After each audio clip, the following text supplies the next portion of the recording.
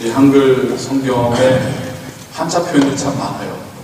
호리, 관이에, 이런 말들을 이제 오늘날 세대들이 이해할 수 있을 것인가 염려도 됩니다만, 그래서 영어 성경을 또 밑에 같이 넣었지요.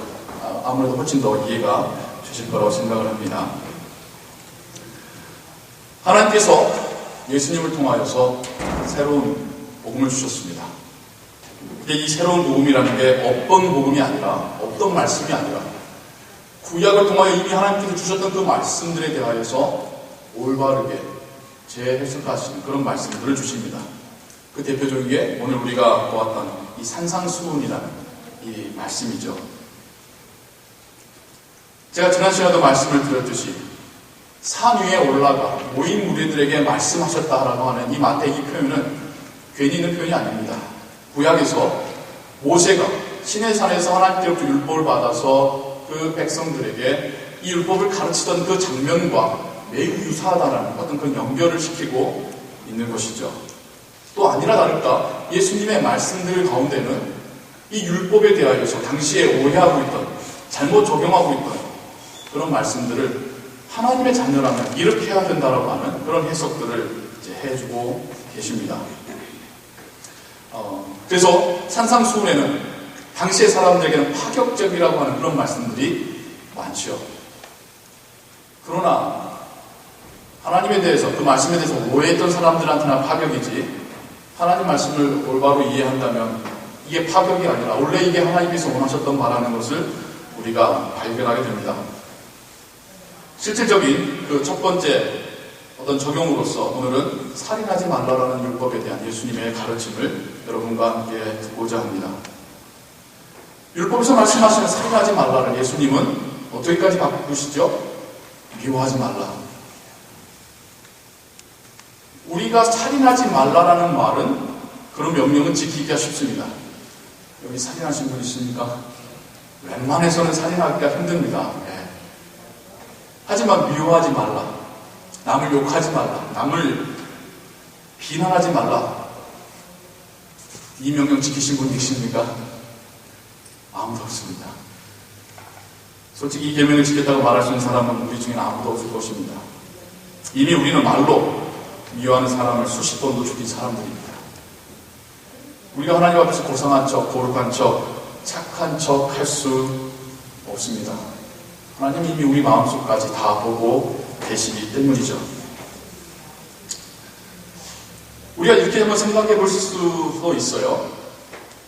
내가 실제로 칼로 사람 죽인 것도 아니고 말 좀 몇 마디 했다고 그것이 뭐가 그리 얼마나 대단한 큰 잘못이라고 살인에까지 이걸 똑같이 보시는가? 하나님 좀 이렇게 형평성에 문제가 있지 않는가? 그런 생각을 해보실 수 있을 거예요. 이에 대해서 제가 몇 가지 이유를 제시하겠습니다. 첫 번째, 우리는 보이는 하나님이 아니라 보이지 않는 하나님을 믿습니다. 눈에 보이진 않지만 그분이 실제로 존재하신다는 것을 우리는 믿습니다. 존재하실 뿐만 아니라 그분이 이 모든 세상의 주인이시고 심지어 우리의 마음속까지 다 알고 계신다는 것을 우리는 믿습니다. 그런데 우리는 우리의 보이는 행위에 대해서는 이게 죄가 될 수 있다는 것을 인정하면서 왜 보이지 않는 행위에 대해서는 하나님께서 보고 계신다는 사실을 쉽게 인정하지 못하는 걸까요? 논리적으로 우리는 애초에 보이지 않는 하나님을 계시다고 믿고 있는 사람들이에요. 그러면 사람들에게나 혹은 나에게나 보이지 않게 하는 나의 모습들도 하나님께서 다 보고 계시다는 것도 인정해야 되지 않겠습니까? 우리는 보이지 않는 하나님을 믿는다면서 보이지 않게 죄 짓는 것에 대해서는 괜찮다고 생각한다면 그건 오히려 비논리적인 것이죠. 다르게 말하자면 하나님은 우리의 오히려 삶의 모습으로도 영광 받으시지만, 확연하게 드러나는 우리의 행동으로도 하나님은 영광 받으시지만, 하나님은 우리의 보이지 않는 모습으로도 영광 받으신다는 거예요. 물론 반대로도 마찬가지고요. 둘째로, 예수님 지금 말이라고 하는 행위를 지적하고 계십니다. 여러분, 말이 얼마나 무서운 흉기입니까? 말로 사람 못 죽일 것 같습니까? 말로 인해 분노한 사람들 많던데요. 말로 인해서 자살을 선택한 사람도 많던데요. 말로 인해서 심지어 신앙생활을 포기한 사람도 보았습니다.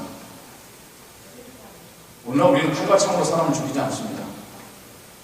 지금 우리의 문화는 말로, 루머로, 그랬다더라, 아니면 말고, 아니면 댓글로 사람을 죽이는 시대를 살고 있습니다. 더불어서 말을 옮기는 행위도 똑같은 공범입니다. 예전에 제가 한번 평소 잘 안 쓰는 법적 용어까지 쓰면서 말씀드렸죠. 미필적 고의라는 단어가 있어요. 이게 무슨 말이냐면, 내가 의도하지는 않았지만 이걸로 인해서 어떤 결과가 나타날 거라는 것을 충분히 예상할 수 있는 상황이면 나도 어느 정도의 책임감과 의도가 있었다는 거죠. 이 사람이 했던 말을 갖다 옮기면서 나는 당신 좋아해서 해주는 말이야 라고 하지만 그 말 듣고 기분 좋아하지 않은 걸 뻔히 알면서도 이야기했다고 한다면 처음 그 말을 했던 사람과는 다를 바 없는 말로 죄를 짓고 있는 사람이 되죠. 세 번째로, 예수님께서는 악한 생각과 악한 말은 악한 우리 안에서 나온다고 말씀하셔요. 악한 말을 들을 때 우리가 악해지는 게 아니라 내가 악하기 때문에 나한테서 악한 말이 나온다라고 예수님은 말씀해 주셨습니다. 지금 내 입에서 나온 말 자체가 문제라는 게 아니라는 거예요. 내 심리적인 상태가 지금 하나님 앞에서 빨리 치료받아야 될 그런 상태라는 것이죠. 그렇습니다. 우리는 하나님의 은혜 없이는 구제받을 수 없는 사람들입니다. 우리 자신을 주님 말씀에 비춰본다면 우리 정말 죄인되고 연약하고 미성숙함을 고백할 수밖에 없습니다. 이 예수님의 이 가슴을 찌르는 말씀이 계속돼요. 우리가 이런 죄된 상태가 다른 사람과의 관계 속에서 이런 불편한 상태가 계속될 때에 우리가 뭐가 문제냐면 제가 정신분석학적으로 정신의학적으로 그런 이야기를 드리는 게 아니에요. 예수님 말씀에 의하면 내가 다른 사람과의 관계가 회복되지 않으면 하나님과의 관계도 엉망이 된다고 말씀하신 거예요. 미움과 원망으로 상처로 가득 찬 사람, 그 사람의 예배가 하나님께 드려지지 못한다는 거예요. 그럼 또 이렇게 생각해 보실 수 있어요. 내가 하나님과 싸운 것도 아니고 하나님을 욕한 것도 아니고 내가 저 사람 꼴꼴보기 싫은 건데 왜 하나님은 내가 드리는 예배를 안 받는다 하시는 걸까? 여러분 그렇게 생각하실 수 있겠죠. 여기에 대해서 제가 한 세 가지 이유를 말씀드리고자 합니다. 우리 한번 논리적으로 한번 생각해 보자는 거예요. 첫 번째, 하나님은 우리와 1대1의 관계만이 있는 게 아닙니다. 하나님은 하나님의 자녀라고 하는 우리 전체를 또한 보고 계셔요. 이게 무슨 말이냐면 여러분, 자녀들이 서로 아웅다웅 다투고 미워하고 싸우면 그거 보면서 부모님이 나한테는 화 안 되니까 괜찮구나 라고 하시는 부모님 계셔요? 아무도 없죠. 모든 부모님들이 자녀들끼리 싸울 때 제일 속상하시죠. 좀 사이좋게 좀 지냈으면 유언으로까지 그렇게 유언하고 돌아가시곤 하지 않았습니까? 하나님 우리 보실 때 마찬가지 아니겠습니까? 하나님의 자녀라고 하는 우리가 화목하지 못할 때 그게 하나님 마음을 얼마나 아프게 하고 있겠습니까? 하나님 그 상태에서 우리의 예배를 예배답게 받으시겠습니까? 두 번째입니다. 하나님은 흠이 없는 예배를 원하십니다. 하나님은 재물에 대해서도 흠이 없기를 바라셨습니다. 흠이라는 것은 좀 전에 이야기가 똑같은 거예요. 눈에 보이는 것만이 흠이 아닙니다. 눈에 보이지 않는 부분에서도 우리의 흠이 있습니다. 우리의 보이지 않는 부분도 하나님 보고 계신다는데 우리가 밖으로 드러나지 않는 우리 내면에 하나님께서 받으시기에 합당하지 않은 흠들이 너무 많다는 것이죠. 우리가 볼품없는 옷을 입고 왔다고 해서 하나님께서 그 예배 받지 않으시는 건 아닙니다. 그럼에도 불구하고 와줬다는 그 사실 하나님 더 기뻐하시겠죠. 하지만 마음 가운데 원망과 미움과 상처와 그런 걸로 가득한 예배 하나님께서 받지 않으신다라고 예수님은 분명하게 말씀하고 계십니다. 세 번째, 예수님의 비유 가운데 이런 말씀이 있어요. 한 샘에서 쓴물과 단물이 동시에 나올 수 없다. 쓴물 나오면 쓴물 나오고 단물 나오면 단물 나오는 것이지, 이게 무슨 말이에요? 한 입에서 쓴물과 단물이 동시에 나올 수 없다는 그런 야고보서의 또 말씀입니다만, 이 말씀이 우리로 하여금 우리 안에 선하지 못한 것이 있을 때 여기서 우리가 하나님께 드려지는 찬양과 기도가 하나님께서 받으실 때 선해 보이겠습니까? 이렇게까지 정리해보니 문득 이런 질문이 떠오르더군요. 우리는 그동안 하나님께서 받으실 만한 예배를 도대체 몇 번이나 했을까? 우리 마음 안에 죄가 없었던 때가 도대체 있기는 했었을까? 여기까지 묵상할 때에 그래, 우리는 그래서 더 주님께 기도해야 하는구나. 우리의 죄인됨을 날마다 고백하며 그분의 은혜로 그분의 도우심을 구해야 하는구나. 우리 안에서 성령께서 계속해서 우리를 바꾸어 가셔야 하는 거구나. 그러한 결론에까지 돌아가게 되었습니다. 여러분, 성령께서 우리 안에 계신다고 할 때에 괜히 갈 곳 없어서 그냥 들어와 계시는 게 아닙니다. 계속 우리와 커뮤니케이션 하시는 것이죠. 우리의 부족함을 깨우치시고 우리의 죄인됨을 알게 하시고 우리로 하여금 회개하게 하시고 우리가 회개할 때 그 기도가 하나님께 상달되게 하시는 그 역할을 성령께서 우리 안에서 하시는 것이죠. 우리를 힘주시고 우리를 붙잡아 주시고 우리를 위로해 주시고 우리로 하여금 용기 있게 하시고, 이게 성령께서 우리 안에서 행하시는 일이죠. 여기까지 말씀하신 예수님께서 그러나 해결책을 또한 제시해 주십니다.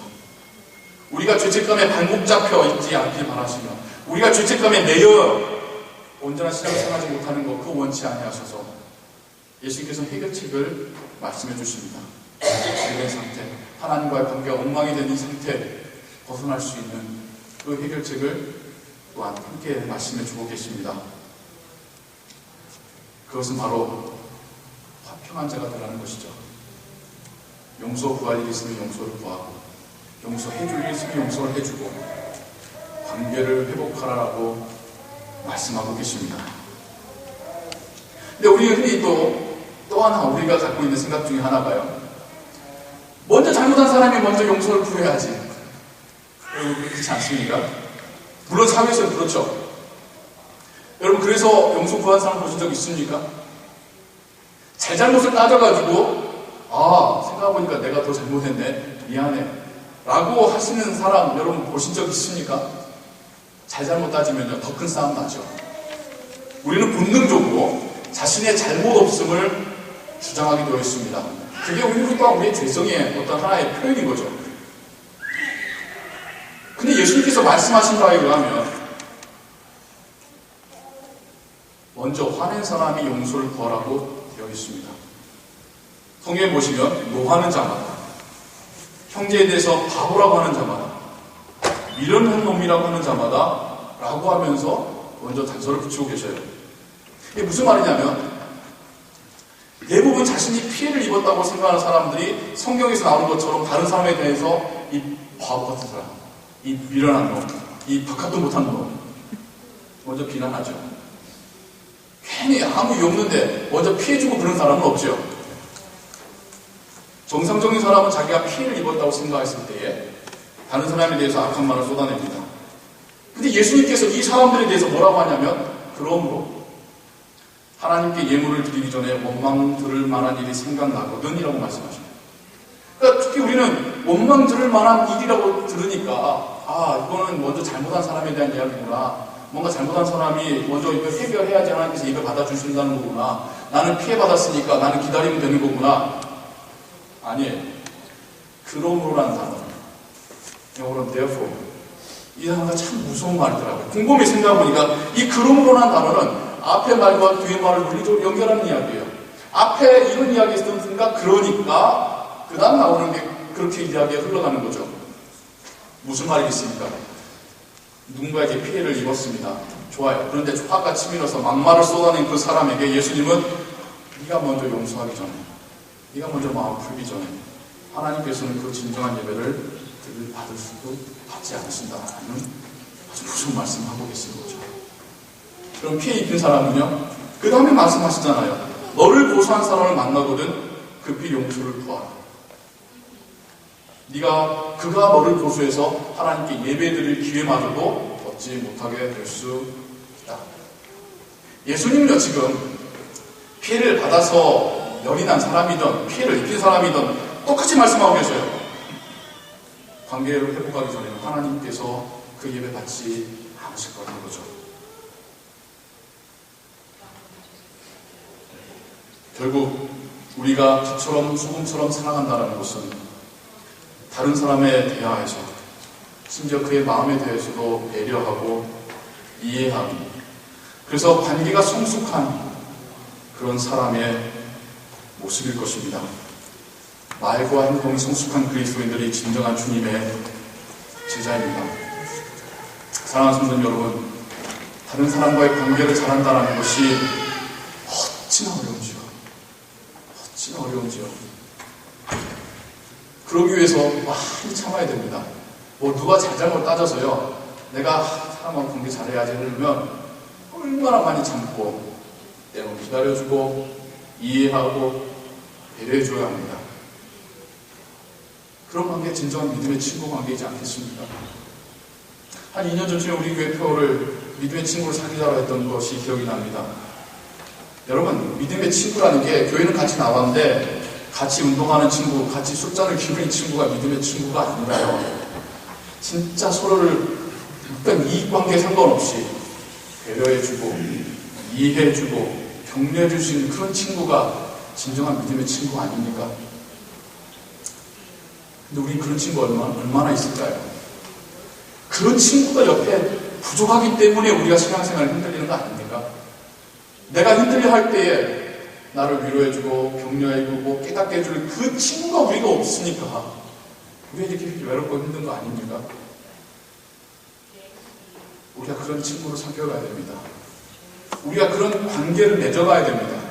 그러기 위해서는 내가 꾸준히 내 안에서 성령께서 나를 다듬어 가시고 깎아내 가시고 나를 변화시켜가는 그 과정이 우리에게 필요합니다.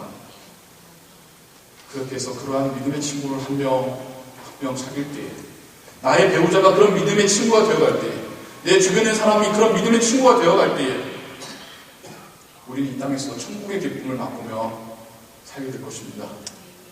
힘들어도 이겨낼 수 있을 것입니다. 사랑이 없는 이 세상에 빛과 소금의 영향력을 끼친다는 것, 바로 그런 관계를 맺어가는 것이지 않겠습니까?